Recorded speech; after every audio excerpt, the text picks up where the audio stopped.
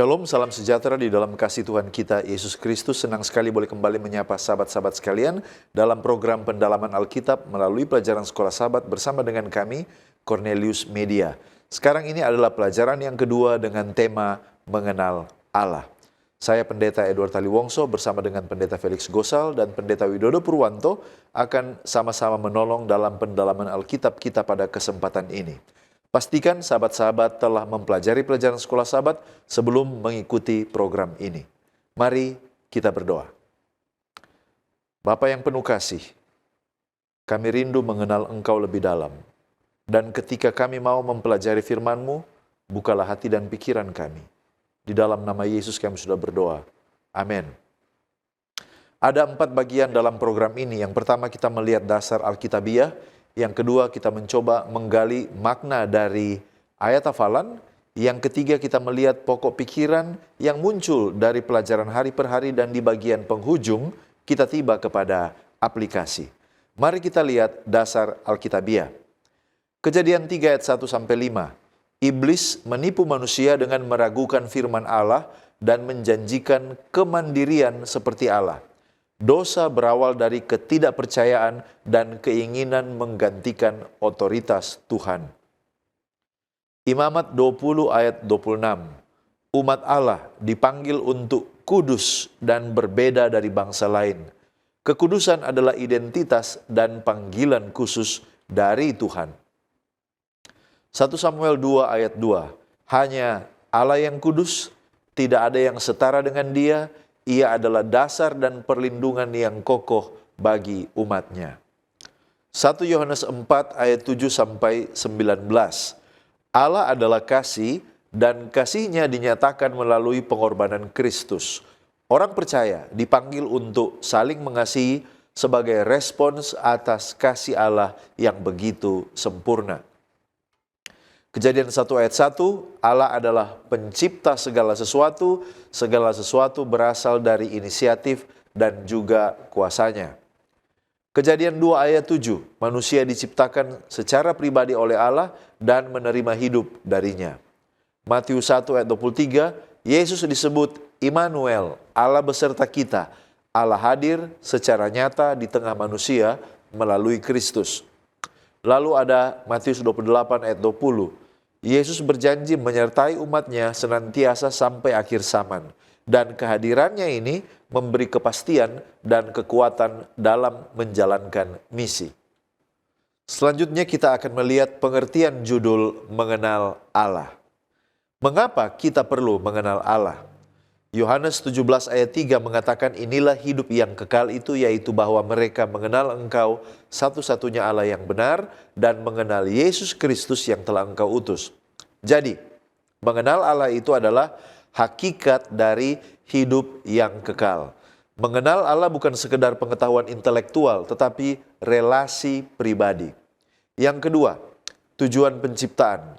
Karena saudara dan saya, kita manusia diciptakan untuk memiliki relasi dengan pencipta.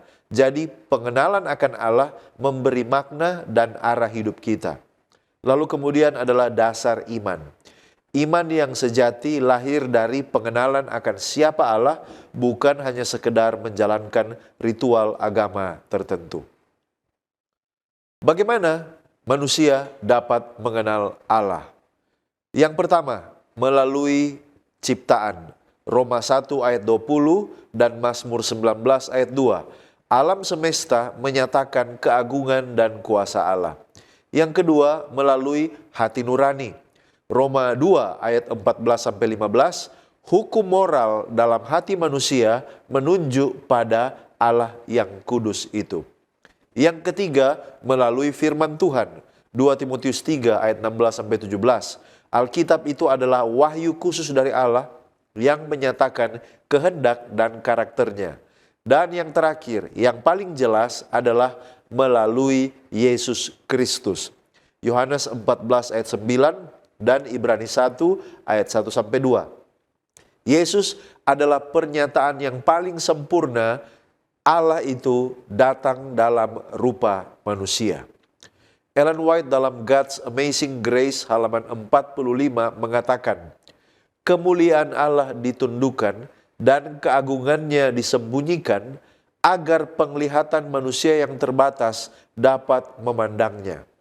Maka Kristus pun datang dalam rupa kehinaan kita. Filipi 3:21, dalam rupa manusia, kemuliaannya disembunyikan, kebesaran dan keagungannya ditutupi, agar ia dapat mendekati manusia yang berduka dan sedang dicobai. Selanjutnya, apa tanda bahwa seseorang itu sungguh-sungguh telah mengenal Allah? Yang pertama, taat kepada firman. 1 Yohanes 2 ayat 3-5, hidup yang selaras dengan ajaran Alkitab. Yang kedua, kasih kepada sesama. 1 Yohanes 4 ayat 7-8. Nah, kasih ini menjadi bukti nyata pengenalan akan Allah yang adalah kasih. Yang ketiga, apabila sudah terjadi transformasi hidup, 2 Korintus 5 ayat 17. Perubahan karakter dan prioritas hidup yang semakin serupa dengan Kristus. Lalu tanda yang terakhir adalah orang ini rindu untuk bersekutu dengan Allah. Mazmur 25 ayat 14. Dia semakin suka berdoa, beribadah, dan bersekutu menjadi sebuah kebutuhan rohani, bukan sekedar rutinitas belaka. Kita tiba pada ayat hafalan Yohanes 17 ayat 3. Inilah hidup yang kekal itu, yaitu bahwa mereka mengenal Engkau, satu-satunya Allah yang benar, dan mengenal Yesus Kristus yang telah Engkau utus. Nah, mari kita lihat apa konteks dan latar belakang ayat ini. Paling sedikit ada 3 hal yang perlu kita perhatikan. Yang pertama, Yohanes pasal 17 ini adalah doa imam besar atau doa pengantara Yesus sebelum penyaliban. Yohanes mencatat doa pribadi Yesus kepada Bapanya di malam terakhir sebelum Yesus ditangkap dan kemudian disalibkan. Dan ini adalah momen yang sangat emosional dan krusial. Di tengah kecemasan yang dihadapi yaitu kematian, Yesus tidak berdoa meminta keselamatan fisik bagi dirinya sendiri, tetapi dia berdoa untuk kemuliaan Allah dan keselamatan murid-muridnya. Kemudian yang kedua, dalam konteks perjanjian baru, banyak orang Yahudi saat itu percaya bahwa hidup kekal didapatkan melalui ketaatan pada hukum Taurat dan juga tradisi leluhur. Tetapi di sini, Yesus menggeser fokus dari melakukan aturan menjadi mengenal pribadi. Nah, tujuannya adalah meluruskan kesalahpahaman agama yang kering dan legalistik pada saat itu. Yesus menegaskan bahwa inti dari iman bukan sekedar pengetahuan teologis atau ritual, melainkan hubungan personal dengan Allah Bapa melalui anaknya Yesus Kristus. Dan yang ketiga, konteks ayat ini juga bersifat apologetik atau pembelaan iman.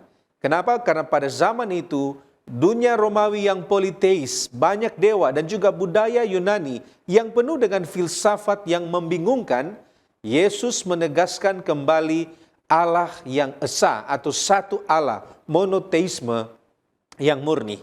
Tetapi dengan wawasan yang baru, yaitu Allah yang satu itu dikenal secara eksklusif melalui Yesus yang diutus. Dan ini memantapkan standar atau menetapkan standar bahwa tidak ada jalan lain menuju hidup kekal selain melalui hubungan dengan Allah seperti yang dinyatakan di dalam Yesus. Di dalam SDA Bible Commentary volume 5 halaman 1051 dikatakan doa ini adalah doa terpanjang Yesus yang tercatat dari semua pasal di dalam kitab suci. Pasal ini adalah yang paling mudah dalam hal kata-kata, yang paling mendalam dalam hal gagasan. Dan doa ini secara alami terbagi menjadi 3 bagian. Yang pertama doa untuk dirinya sendiri, kemudian doa untuk para murid, dan doa untuk semua orang. Nah, mari kita lihat pengertian frasa di dalam ayat hafalan kita. Yang pertama, apa itu pengertian hidup kekal? Kemudian yang kedua, apa itu pengertian mengenal? Dan yang ketiga, apa itu pengertian satu-satunya Allah yang benar? Nah, mari kita lihat yang pertama, yaitu hidup kekal. Hidup kekal di sini adalah soal kualitas hubungan, dan ini bukan sekedar durasi waktu. Secara teologis, hidup kekal atau zoe aionios ini sering disalahartikan hanya sebagai hidup yang tidak pernah mati setelah kebangkitan. Namun dalam Yohanes 17 ayat 3, di sini Yesus menggunakan kata kerja dalam bentuk sekarang, inilah atau sekarang inilah hidup yang kekal. Artinya, hidup kekal itu dimulai saat ini juga ketika seorang mulai mengenal Yesus. Dan ini adalah kualitas hidup baru, hidup yang dipenuhi damai sejahtera, hidup yang memiliki tujuan dan kehadiran Tuhan yang sudah bisa kita alami di bumi ini, bukan hanya menanti menunggu pada saat kita di surga nanti. Kemudian, hidup kekal ini juga merujuk pada pemulihan hubungan yang rusak akibat dosa. Sejak di buku Kejadian, di sana kita melihat manusia diciptakan untuk bersekutu dengan Allah, tetapi dosa memutuskan hubungan itu. Yesus datang untuk menyambung kembali hubungan yang putus ini, dan tanpa hubungan ini manusia tidak mungkin hidup manusia tidak mendapatkan atau tidak bisa menikmati hidup yang kekal. Manusia mungkin bisa hidup secara biologis tetapi mati secara spiritual. Sehubungan dengan ini, di dalam Letters and Manuscript volume 15, manuskrip nomor 27 tahun 1900, paragraf yang ke-25, di sana dikatakan, menerima kebenaran berarti hidup kekal. Menolaknya berarti kematian kekal. Kita seharusnya dipenuhi rasa syukur kepada Allah karena telah membiarkan terang bersinar atas firman-Nya, memberi kita pemahaman rohani dan menafsirkan yang benar tentang perintah-perintah-Nya. Kristus menyatakan, inilah hidup kekal, yaitu mengenal Engkau Allah yang benar dan Yesus Kristus yang telah Engkau utus. Kemudian yang kedua, apa arti mengenal di dalam ayat ini? Nah, kata mengenal di sini adalah ginosko.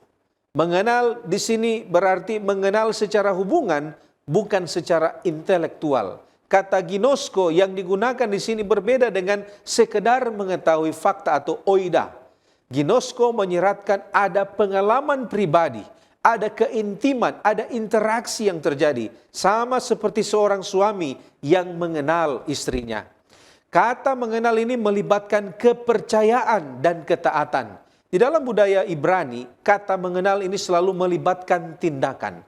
Anda tidak bisa mengatakan saya mengenal Tuhan jika hidup Anda bertentangan dengan karakternya. Mengenal Allah berarti merespon firman-Nya. Semakin kita mengenal Tuhan, semakin kita ingin taat pada perintah-perintah-Nya. Dan kata mengenal ini menunjukkan tindakan yang berkelanjutan. Ini bukan peristiwa satu kali saja, tetapi ini merujuk kepada gaya hidup. Kita terus-menerus belajar mengenal karakter Allah yang lebih dalam setiap hari.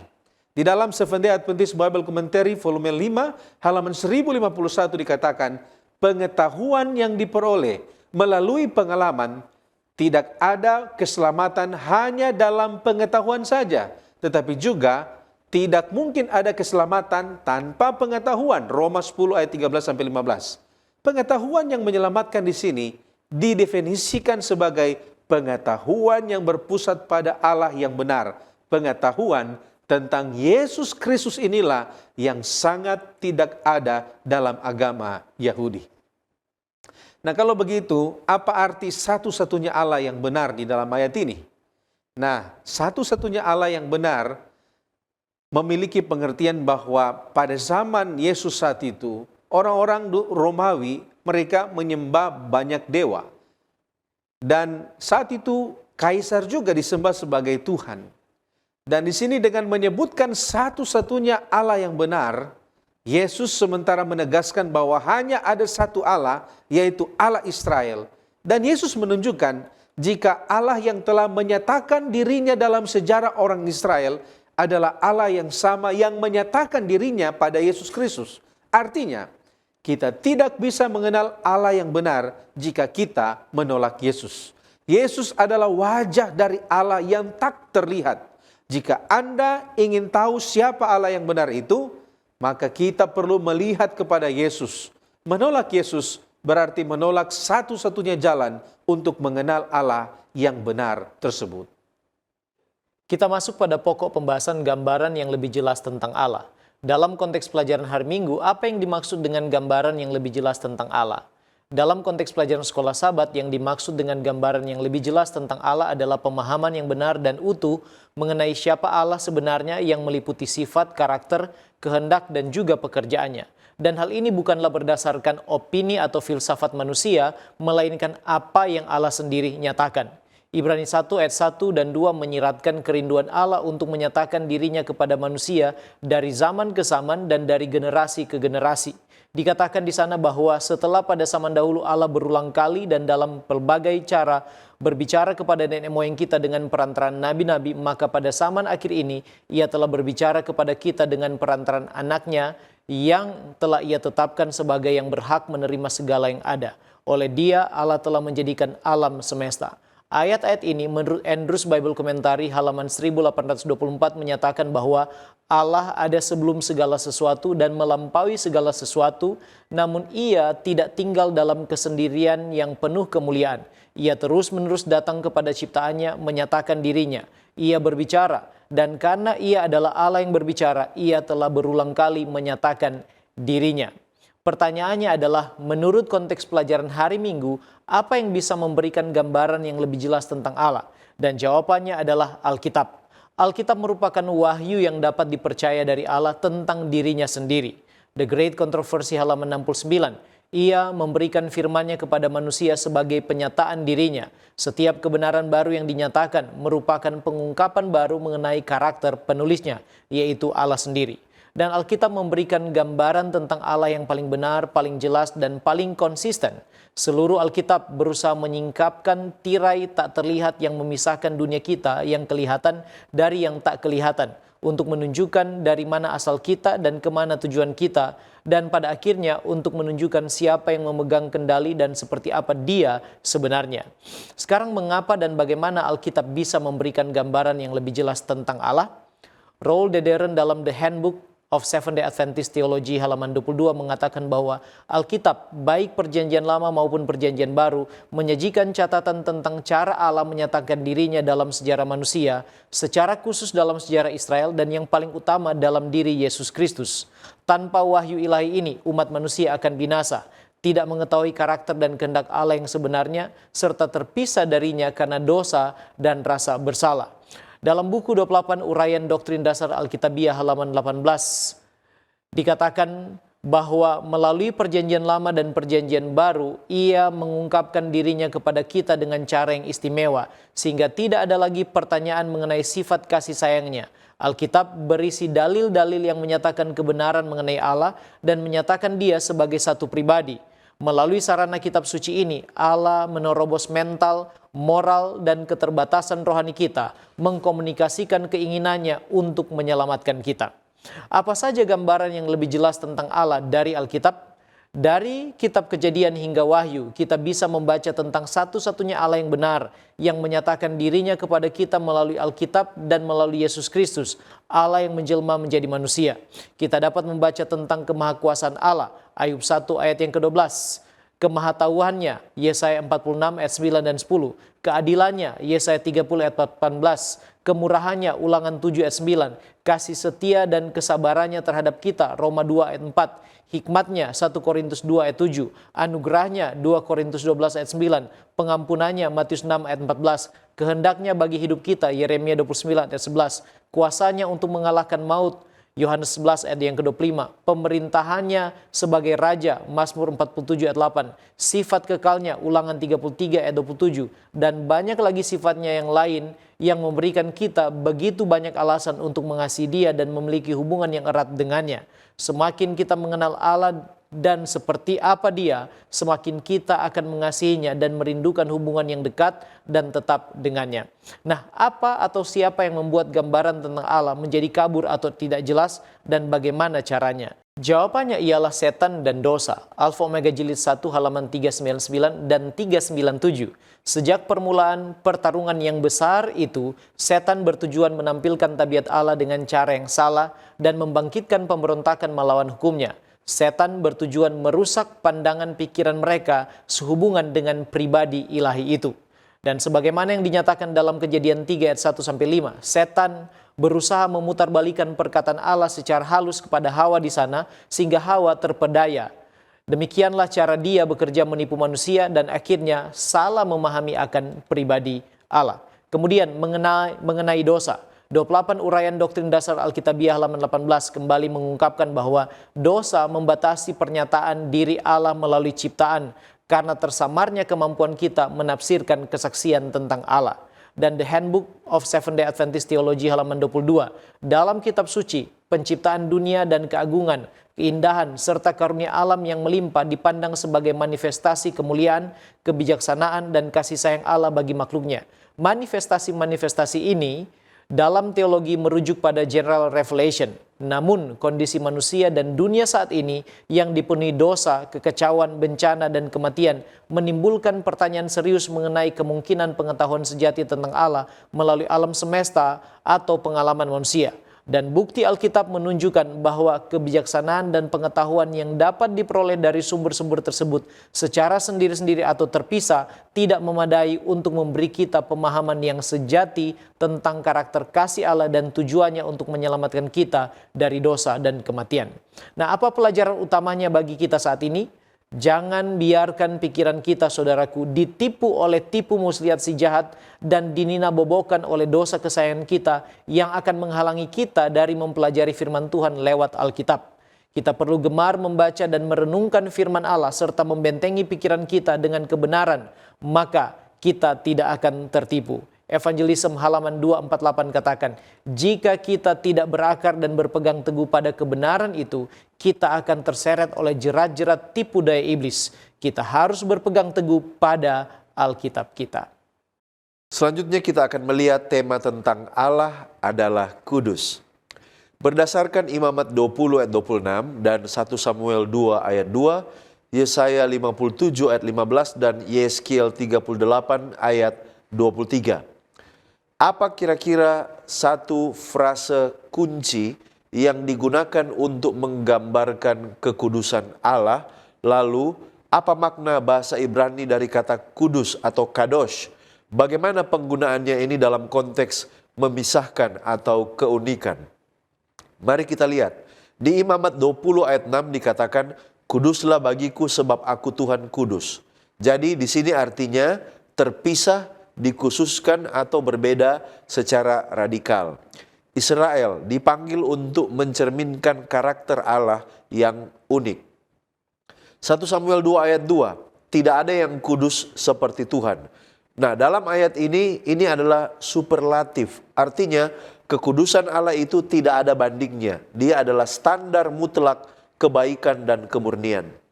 Sementara di Yesaya 57 ayat 15 dikatakan yang tinggi dan yang maha kudus yang kekal namanya. Artinya Allah itu yang tertinggi, yang transenden, tapi dia juga imanen. Artinya dia yang tinggal bersama dengan orang yang remuk hatinya.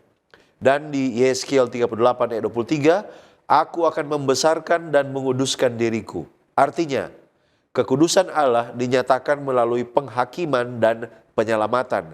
Namanya dipermuliakan di mata bangsa-bangsa. Jadi, makna kata kadosh, akar kata Ibrani ini menyiratkan pemotongan atau pemisahan. Kekudusan bukan sekedar moralitas yang tinggi, tetapi kekudusan itu adalah Allah sepenuhnya berbeda dari ciptaan dalam hal esensi, dalam hal kemurnian, dan juga dalam hal kemuliaannya. Selanjutnya dalam Wahyu 4 ayat 8, mengapa makhluk hidup ini berseru kudus, kudus, kudus sampai 3 kali? Apa signifikansi teologis dari pengulangan 3 kali dalam budaya Ibrani, dan bagaimana ini berkaitan dengan konsep Trinitas? Mari kita lihat signifikansi dari kudus, kudus, kudus dalam Wahyu 4 ayatnya yang ke-8. Pengulangan 3 kali dalam budaya Ibrani ini menunjukkan intensitas superlatif. Artinya yang paling kudus atau kudus secara absolut. Sebenarnya ini paralel di Perjanjian Lama dengan Yesaya 6 ayat 3. Menegaskan ada kontinuitas antara Wahyu Perjanjian Lama dan Perjanjian Baru. Lalu, apa interpretasi teologisnya? Beberapa bapak gereja melihat ini sebagai pengakuan terhadap tiga pribadi Allah yang sama-sama kudus, atau disebut superlatif Ibrani. Pengulangan 3 kali adalah bentuk gramatikal untuk menekankan kesempurnaan mutlak. Dan ini juga adalah liturgis penyembahan kosmis. Oleh karena seruan ini adalah ibadah surgawi yang menjadi model bagi ibadah gereja di bumi ini. Andrews Bible Commentary New Testament halaman 1951 mengomentari hal ini mengatakan, pengulangan kata kudus sebanyak 3 kali ini menekankan kekudusan dan kemahakuasaan Allah sebagaimana terwujud di masa lalu, masa kini, dan juga masa depan. Kita melihat bahwa respon awal para nabi terhadap kekudusan Allah adalah mereka takut. Tetapi akhirnya mereka diutus untuk melayani. Nah, pertanyaannya, bagaimana kita juga dapat mengalami transformasi mulai dari takut, lalu kemudian menjadi takut tetapi penuh hormat. Dan ini akan memotivasi kita untuk menjadi sukarela. Bagaimana transformasi dari takut kepada penyembahan? Kita melihat ada sebuah proses yang terjadi, yaitu yang pertama, orang itu atau nabi itu dia sadar akan kekudusan Allah. Ketika dia sadar akan kekudusan Allah, maka akan menghasilkan ketakutan yang sehat. Lalu, kesadaran akan anugerah dan pendamaian pengampunan dosa ini akan mengubah dari ketakutan menjadi ucapan syukur dan kekaguman. Lalu kemudian, ini akan menuntun kepada pengalaman pemulihan oleh Roh Kudus dan akhirnya menghasilkan kerinduan untuk menyenangkan hati Allah. Ellen White dalam Acts of the Apostles halaman 559 mengomentari tentang proses pengudusan ini. Dia katakan bahwa pengudusan yang sejati itu terwujud melalui penerapan prinsip kasih. Allah adalah kasih dan barang siapa tinggal di dalam kasih, ia tinggal di dalam Allah dan Allah di dalam dia. 1 Yohanes 4 ayat 16. Hidup orang yang di dalam hatinya Kristus berdiam akan menampakkan kesalehan yang nyata. Karakternya akan dimurnikan, ditinggikan, dimuliakan, dan semakin dimuliakan. Ajaran yang murni akan berpadu dengan perbuatan kebenaran. Perintah-perintah surgawi akan bercampur dengan praktek-praktek yang kudus. Jadi kita lihat mulai dari pengudusan, pengakuan akan kebesaran dan kekudusan Allah, dan akhirnya orang itu akan semakin menurut perintah-perintah Tuhan. Demikianlah proses dari ketakutan akan kekudusan Allah dan diubahkan menjadi takut akan Allah dalam hormat dan penghargaan. Kita tiba pada pokok diskusi mengenai Allah adalah kasih. Nah, apa pengertian Allah adalah kasih? Dan apakah ada kemungkinan Allah tidak lagi mengasihi? Nah, ada 3 hal yang perlu kita ketahui tentang hal ini. Yang pertama, Allah adalah kasih. Itu artinya kasih adalah hakikat atau esensi dari diri Allah itu sendiri.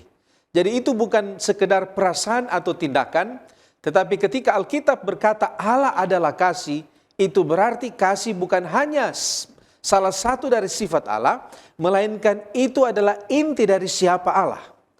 Jika Allah memiliki sifat lain tanpa kasih, maka Allah tidak akan menjadi Allah yang sejati. Yang kedua, Allah mustahil berhenti mengasihi, karena itu akan mengubah identitas Allah. Tapi apakah ada kemungkinan Allah tidak lagi mengasihi? Nah saudara, secara teologis jawabannya adalah tidak. Mengapa?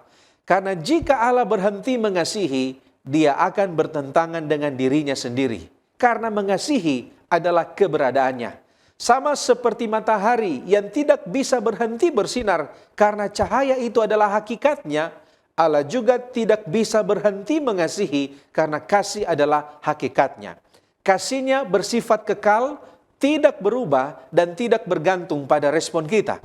Kemudian yang ketiga, kita harus mengerti jika ada hasil yang berbeda bagi mereka yang menerima kasih Allah dan bagi mereka yang menolak kasih Allah.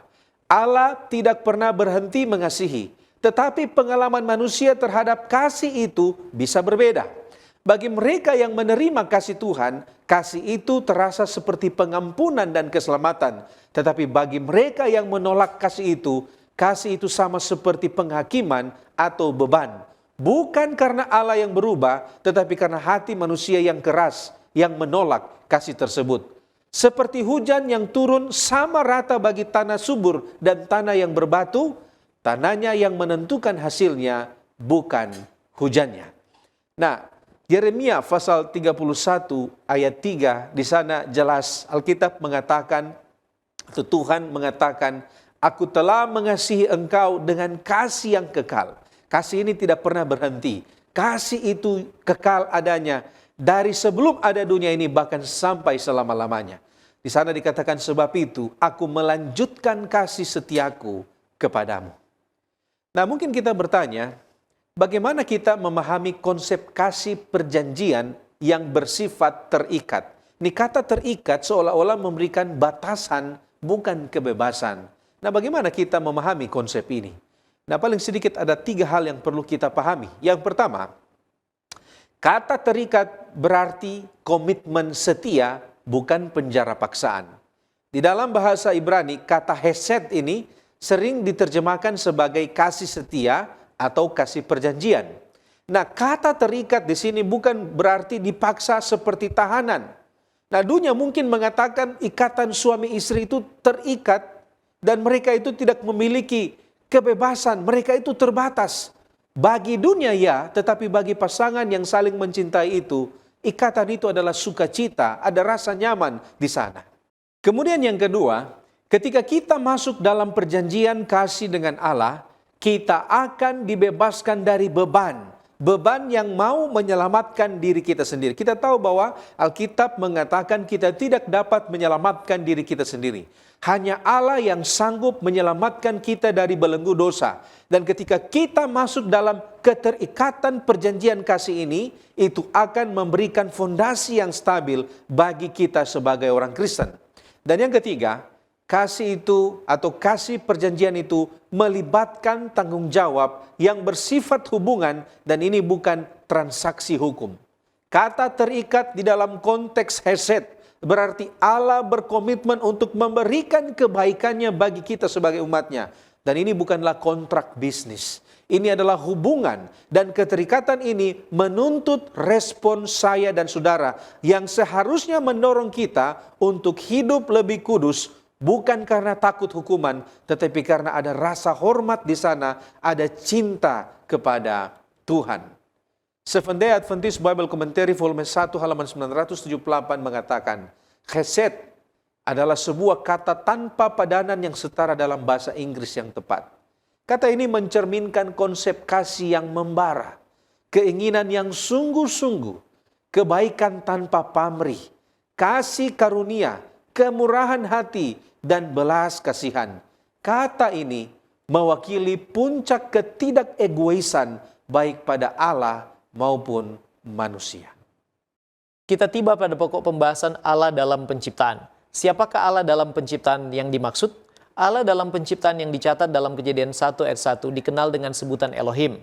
Walaupun Elohim dapat juga merujuk pada Allah-Allah palsu ketika merujuk kepada Allah yang sejati, kata ini menggambarkan pencipta yang maha kuasa dan berkuasa atas seluruh ciptaan.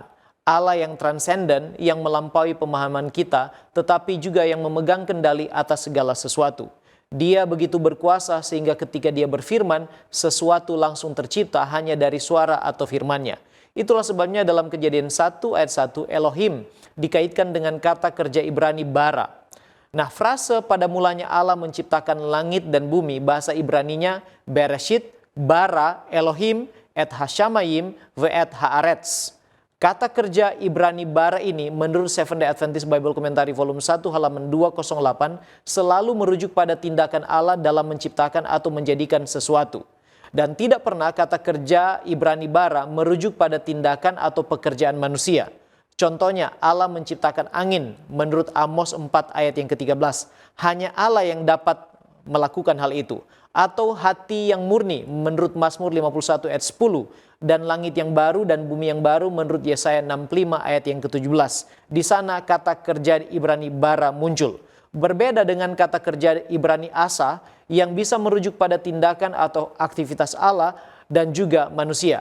Dan hal ini menurut The Handbook of Seventh-day Adventist Theology halaman 419 sampai 420 mengindikasikan bahwa dialah subjek dari semua kata kerja yang menggambarkan penciptaan, pembuatan atau pembentukan dalam Kejadian 1.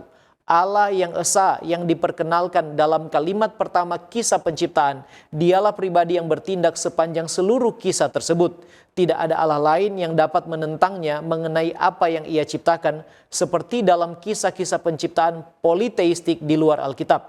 Ia berdaulat atas ciptaan, dan ciptaan itu menuruti atau mentaati kehendaknya ketika hal-hal ciptaan itu berkembang menuju keadaan yang baru yang teratur.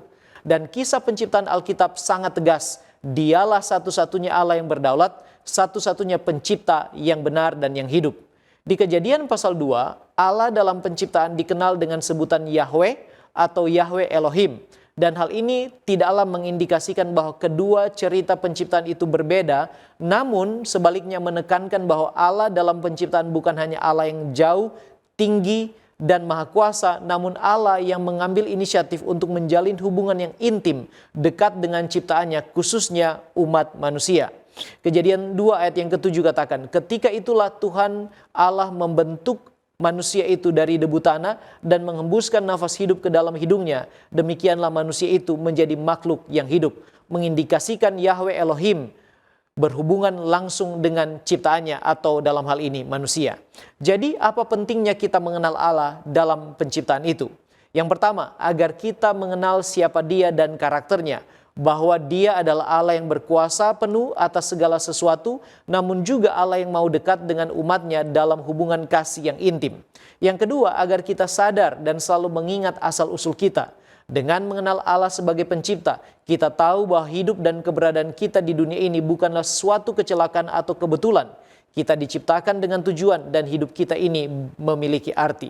Dan tanpa mengenal Allah dalam penciptaan, manusia akan mudah kehilangan arah dan identitas diri. Yang ketiga, agar kita memahami siapa yang berkuasa atas hidup ini. Allah yang menciptakan segala sesuatu adalah penguasa atas segala ciptaannya termasuk kita. Tidak ada yang terjadi di luar kendalinya, dan hal ini mengajarkan kita untuk percaya dan juga berserah selalu kepadanya. Yang keempat, agar kita menyembah Dia satu-satunya Allah dalam kehidupan kita sesuai dengan Wahyu 14 ayat 6 dan yang ke-7. Selanjutnya, agar kita menyadari bahwa kita diciptakan menurut gambar dan rupa pencipta kita, dan kita bertanggung jawab untuk menjadi penata layannya di bumi ini. 28 uraian doktrin dasar Alkitabiah halaman 96 mengatakan, penciptaan manusia adalah mahkota atau puncak semua ciptaan. Allah menaruh manusia, menciptakannya dalam gambar Allah yang penuh kuasa untuk mengatur planet bumi dan semua makhluk yang terdapat di dalamnya. Hak dan tanggung jawabnya lah untuk mengatur alam dan makhluk yang terdapat di dalamnya yang telah ditempatkan di bawah pengawasannya. Tunduk kepada perintahnya, taat kepada kehendak dan tujuannya, agar ia dan semua yang di bawah kuasanya memuliakan Khalik yang maha kuasa dan Tuhan semesta alam. Sekarang apakah benar setelah menciptakan Allah meninggalkan ciptaannya dan tidak peduli lagi? Allah dalam kekristenan berbeda dengan Allah dalam konsep deisme. Ketika paham deisme memahami Allah sebagai pencipta namun telah meninggalkan ciptaannya untuk berjalan sendiri, Alkitab dengan jelas menunjukkan bahwa Allah tetap hadir, aktif dan peduli terhadap ciptaannya. Dia tidak hanya menopang segala yang ada dengan firman-Nya menurut Ibrani 1 ayat 3, namun juga semua makhluk itu bergantung kepada Allah untuk kehidupan sesuai dengan Mazmur 104 ayat 27 sampai 30. Artinya bukan hanya manusia, tetapi ciptaan yang lain seperti burung pipit atau rumput di padang. Matius 10 ayat 29 sampai 31 bergantung hidupnya kepada Allah. Ibrani 13 ayat 5 bagian B mengatakan, karena Allah telah berfirman, aku sekali-kali tidak akan membiarkan engkau dan aku sekali-kali tidak akan meninggalkan engkau. Dan yang paling terakhir, bukti yang paling mengagumkan tentang kasih dan kepedulian Allah ialah rencana keselamatannya melalui Yesus Kristus yang dicatat di dalam Yohanes 3 ayat yang ke-16. Walaupun manusia ciptaannya telah berkhianat dalam dosa, tetapi Dia tidak meninggalkan mereka, bahkan Dia rela berkorban bagi kita semua untuk kita boleh selamat dan memperoleh kehidupan yang kekal. Baik, terima kasih pendeta. Sekarang kita melihat tema Immanuel, Allah beserta kita. Nah, berdasarkan Yohanes 14 ayat 9, ada klaim radikal yang Yesus buat tentang hubungan antara dirinya dengan Bapa. Bagaimana konteks percakapan dengan Filipus ini memperjelas makna bahwa barang siapa telah melihat aku, ia telah melihat Bapa. Kalau kita lihat Yohanes 14 ayat 9, maka klaim Yesus tentang dirinya dan Bapa, dia mengatakan bahwa dia menjawab apa yang diminta oleh Filipus. Filipus meminta, Tuhan, tunjukkanlah Bapa itu kepada kami. Ayat 8. Jadi ini adalah permintaan akan bukti visual atau teofani. Lalu klaim Yesus dia katakan, barang siapa telah melihat aku, ia telah melihat Bapa. Kata melihat di ayat ini dari bahasa Yunani horao, bukan sekedar penglihatan fisik, tetapi persepsi rohani akan identitas dan karakter. Jadi, kata telah melihat Bapa artinya di dalam perfect tense atau tindakan masa lalu dengan dampak permanen. Jadi siapa yang benar-benar mengenal Yesus sesungguhnya telah mengenal Bapa secara definitif. Implikasinya adalah Yesus itu bukan sekedar mewakili Bapa, tetapi dia adalah manifestasi esensial dari Bapa. Mengenal Yesus sama dengan mengenal Allah. Kalau kita bandingkan dengan Matius 1 ayat 23 dan Matius 28 ayat 20, apa makna kata Immanuel dalam bahasa Ibrani dan bagaimana janji aku menyertai kamu senantiasa menggenapi makna nama tersebut? Lalu apa pola teologis yang menghubungkan awal dan akhir Injil Matius? Kalau kita perhatikan saudaraku, Matius 1 ayat 23 itu adalah awal Injil Matius. Matius 28 ayat 20 itu adalah akhir Injil Matius.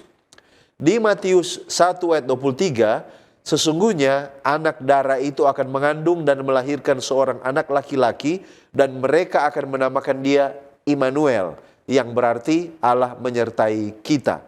Nah, kata Immanuel, bahasa Ibrani Allah bersama kita, sebenarnya mengutip Yesaya 7 ayat 14. Signifikansinya adalah kelahiran Yesus adalah titik balik sejarah. Allah itu tidak lagi jauh atau hanya hadir dalam simbol, tetapi dia hadir secara pribadi dalam kemanusiaan. Sementara itu di akhir dari Injil Matius, Matius 28 ayat 20, Yesus mengatakan, dan ketahuilah aku menyertai kamu senantiasa sampai kepada akhir zaman. Jadi ini adalah frase yang sama secara konseptual dengan kata Immanuel di awal dari Injil Matius. Sampai kepada akhir zaman adalah sebuah janji kehadiran eskatologis, artinya tidak terbatas waktu. Kalau begitu, pelajaran apa yang bisa kita ambil? Injil Matius dibuka dengan Allah beserta kita dalam inkarnasi, lalu ditutup dengan Allah bersama dengan kita dalam misi. Jadi ini sebenarnya membentuk kerangka melaksanakan misi. Karena Allah bersama kita, maka kita diutus untuk memberitakan Injil dengan penuh keberanian. Selanjutnya, apa sesungguhnya makna mendalam dari kata Allah beserta kita? Ellen White dalam Desire of Ages halaman 24 alinea yang pertama mengungkapkan tentang makna yang sangat mendalam dari Allah beserta kita. Sejak Yesus datang untuk tinggal bersama kita, kita tahu bahwa Allah memahami penderitaan kita dan turut merasakan kesedihan kita. Setiap anak Adam dapat memahami bahwa pencipta kita adalah sahabat orang berdosa.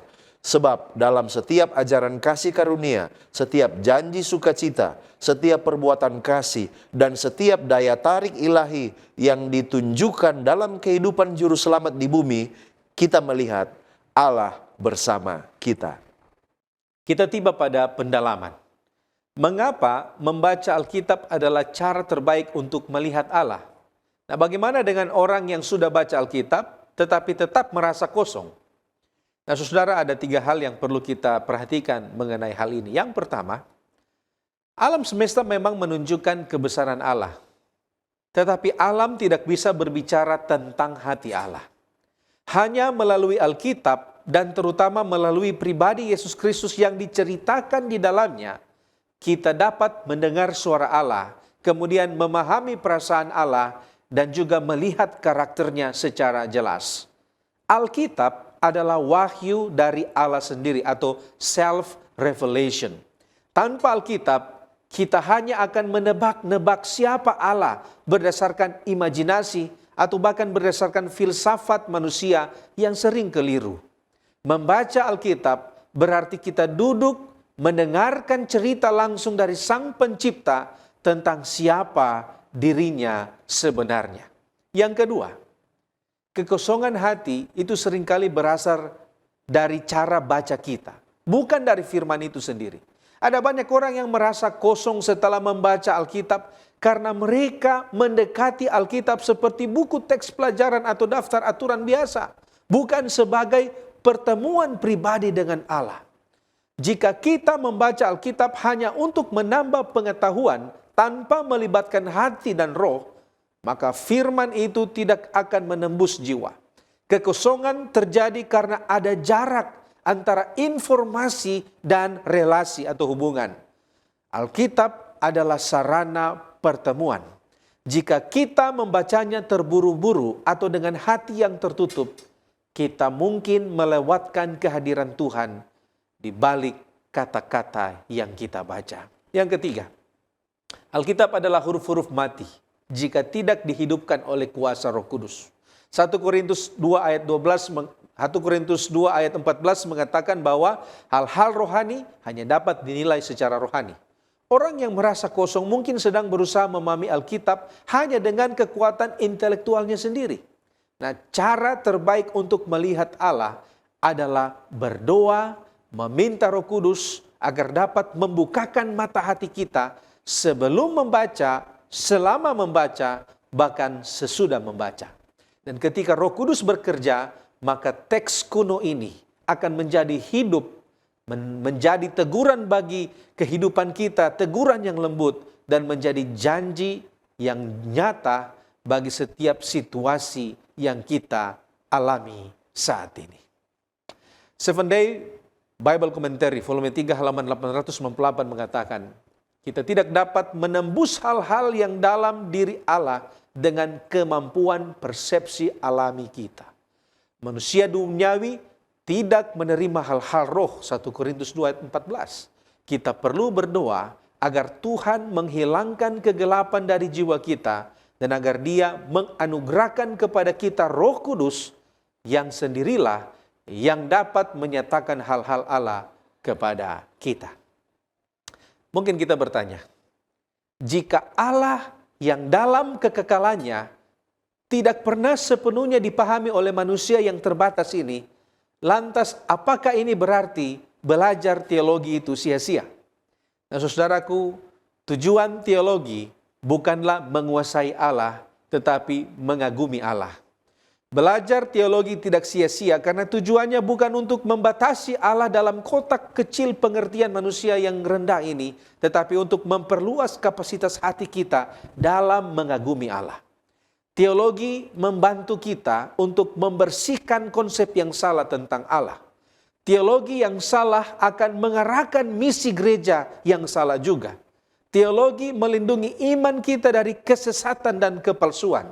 Dalam dunia yang penuh dengan ajaran palsu, filsafat yang membingungkan, demikian juga dengan interpretasi-interpretasi Alkitab yang aneh, teologi berfungsi sebagai peta dan kompas. Mempelajari doktrin-doktrin dasar akan memberikan fondasi yang kokoh, dan tanpa teologi yang sehat, iman kita bisa goyah. 7 Day Adventist Bible Commentary volume 7 halaman 307 mengatakan, mengenal ajaran gereja itu penting, tetapi pengetahuan ini tidak akan pernah bisa menggantikan reputasi. Argumen yang paling menarik untuk kekristenan bukanlah logika yang tak terbantahkan, tetapi keharuman kehidupan yang menyerupai Kristus. Mencari kebenaran yang tulus tidak tertarik pada teori, tetapi pada hidup yang dapat memecahkan masalah mereka dan membantu mereka mengatasi kelemahan mereka. Belajar teologi itu penting, tetapi yang paling terpenting adalah teori yang dipelajari itu dipraktekkan di dalam kehidupan sehari-hari. Saudaraku, sebagai penutup dan juga aplikasi dari apa yang kita pelajari dan diskusikan bersama, mengapa kita perlu mengenal Allah dan apa pentingnya mengenal Dia? Yohanes 17 ayat 3 dalam doanya Yesus katakan, inilah hidup yang kekal itu, yaitu bahwa mereka mengenal Engkau satu-satunya Allah yang benar dan mengenal Yesus Kristus yang telah Engkau utus. Mengenal Allah itu penting dan perlu bagi kita sebab hal itu berhubungan erat dengan keselamatan kita. Seventh Adventist Bible Commentary volume 5 halaman 1051 katakan bahwa pengetahuan yang bersifat eksperimental dan hidup membawa kita kepada hidup yang kekal. Tidak ada keselamatan hanya dalam pengetahuan saja, tetapi juga tidak mungkin ada keselamatan tanpa pengetahuan. Roma 10 ayat 13-15. Pengetahuan yang menyelamatkan di sini didefinisikan sebagai pengetahuan yang berpusat pada Allah yang benar dan pada Yesus Kristus. Pengetahuan akan Yesus Kristus itulah yang tidak ada sama sekali dalam agama orang Yahudi. Nah, dengan mengenal kita memahami kasih dan pengorbanannya serta karakter, kehendak, rencana-rencananya. Dengan demikian kita akan memiliki hubungan yang intim dan penuh kasih dengan Allah yang menuntun pada keselamatan. Sekarang apa tandanya bahwa kita mengenal Allah? Yang pertama, tandanya adalah menuruti perintah-perintahnya. 1 Yohanes 2 ayat 3-5. Dan inilah tandanya bahwa kita mengenal Allah, yaitu jikalau kita menuruti perintah-perintahnya. Barang siapa berkata aku mengenal Dia, tetapi ia tidak menuruti perintahnya, ia adalah seorang pendusta dan di dalamnya tidak ada kebenaran. Tetapi barang siapa menuruti firman-Nya, di dalam orang itu sungguh sudah sempurna kasih Allah. Dengan itulah kita ketahui bahwa kita ada di dalam Dia. Yang kedua, tidak tinggal di dalam dosa. Itu tanda yang kedua. 1 Yohanes 3 ayat 6. Karena itu setiap orang yang tetap berada di dalam Dia tidak berbuat dosa lagi. Setiap orang yang tetap berbuat dosa tidak melihat dan tidak mengenal Dia. Yang ketiga, tandanya adalah mengasihi. 1 Yohanes 4 ayat 7-8. Saudara-saudaraku yang kekasih, marilah kita saling mengasihi, sebab kasih itu berasal dari Allah, dan setiap orang yang mengasihi lahir dari Allah dan mengenal Allah. 1 Yohanes 4 ayat 16, kita telah mengenal dan telah percaya akan kasih Allah kepada kita. Allah adalah kasih dan barang siapa tetap berada di dalam kasih, ia tetap berada di dalam Allah dan Allah di dalam dia. Barang siapa tidak mengasihi, ia tidak mengenal Allah sebab Allah adalah kasih. Sekarang apa bedanya kita mengenal Allah dan dikenal Allah? Apa implikasinya bagi kita? Mengenal Allah bukanlah sekedar pengetahuan, melainkan adalah sebuah hubungan. Hubungan itu akan menghasilkan buah sesuai dengan yang dicatat di dalam Yohanes pasal yang ke-15. Dan Matius 7 ayat 20 katakan, jadi dari buahnya lah kamu akan mengenal mereka. Allah mengenal mereka yang mengaku mengenalnya dari hubungan mereka dengannya dan buah-buah yang mereka hasilkan setiap hari. Sebab pada akhirnya Matius 7 ayat 22-23 katakan, banyak orang akan berseru kepadaku, Tuhan, Tuhan, bukankah kami bernubuat demi namamu dan mengusir setan demi namamu dan mengadakan banyak mujizat demi namamu juga? Pada waktu itulah aku akan berterus terang kepada mereka dan berkata, aku tidak pernah mengenal kamu, enyalah daripadaku kamu sekalian pembuat kejahatan. Implikasinya, bila kita mengaku mengenal Allah, maka kita akan menghasilkan buah tinggal di dalam Kristus. 1 Yohanes 2 ayat 6, barang siapa mengatakan bahwa ia ada di dalam Dia, ia wajib hidup sama seperti Kristus telah hidup. Sekarang apa akibatnya bila kita tidak mengenal Allah dengan benar? Akibatnya saudaraku, tanpa pengetahuan dan tanpa pengenalan yang benar akan pribadi Allah, karakter, kehendak, dan hukum-hukumnya, manusia, kita akan dituntun pada jalan yang salah, terpisah dari Allah dan pada akhirnya menuju kepada kebinasaan. Hosea 4 ayat 6, umatku binasa karena tidak mengenal Allah. Karena engkaulah yang menolak pengenalan itu, maka aku menolak engkau menjadi imamku. Dan karena engkau melupakan pengajaran Allahmu, maka aku juga akan melupakan anak-anakmu. Sekarang bagaimana kita yang berdosa ini bisa mengenal Allah dengan sempurna? Apa yang harus kita lakukan? Yang pertama, kita perlu memiliki kerinduan untuk merenungkan sabda firman Allah siang dan malam. Yang kedua, melalui Kristus dan tetap tinggal di dalam Kristus. 1 Yohanes 5 ayat yang ke-20, akan tetapi kita tahu bahwa anak Allah telah datang dan telah mengaruniakan pengertian kepada kita supaya kita mengenal yang benar. Dan kita ada di dalam yang benar dan di dalam anaknya Yesus Kristus. Dia adalah Allah yang benar dan hidup yang kekal. Alfa Omega Jilid 5 halaman 16. Bumi gelap oleh salah pengertian akan Allah. Supaya bayang-bayang yang gelap itu dapat diterangi, supaya dunia dapat dibawa kembali ke pangkuan Allah. Kuasa penipuan setan harus dihancurkan. Hanyalah kasih yang dapat menggugah kasih itu. Mengenal Allah berarti mengasihinya. Tabiatnya harus dinyatakan sebagai kebalikan dari tabiat setan. Dan pekerjaan ini dapat dilakukan hanya oleh satu pribadi di semesta alam ini. Hanya Dia yang mengetahui tinggi serta dalamnya kasih Allah, itulah yang dapat menunjukkannya. Dalam malam gelap gulita dunia ini, matahari kebenaran itu harus terbit dengan kesembuhan pada sayapnya. Mari kita berdoa supaya di dalam kehidupan kita setiap hari, kita boleh bertumbuh di dalam pengenalan kita yang benar dan utuh kepada Allah, supaya kita dituntun kepada jalannya, dan pada akhirnya kita akan memiliki hidup yang kekal seperti yang dijanjikannya. Kita tunduk kepala dan berdoa. Bapa kekal Allah kami yang bertahta di sorga, kami bersyukur memiliki Allah yang baik dan setia seperti Engkau. Telah mengaruniakan kepada kami hidup yang kekal oleh pengorbanan Yesus Kristus. Kami bersyukur Tuhan, kami boleh mempelajari kebenaran firman-Mu. Kami lemah, terbatas, kami manusia berdosa. Ampunilah kami ya Tuhan, dan tuntunlah oleh kuasa Roh Kudus-Mu kepada pengertian yang benar akan kehendak-Mu. Tolong kami, supaya apa yang kami pelajari saat ini dapat kami implementasikan di dalam kehidupan kami sehari-hari, bertumbuh di dalam Engkau. Terpujilah Engkau Tuhan, ampuni kami dan berkatilah kami. Tolong kami untuk tetap berdiri setia sampai Maranatha, sebab kerinduan kami pada hari itu, kami akan diselamatkan bersama dengan semua umat tebusan yang lain. Terpujilah Engkau Tuhan, di dalam nama Yesus kami sudah berdoa. Amin.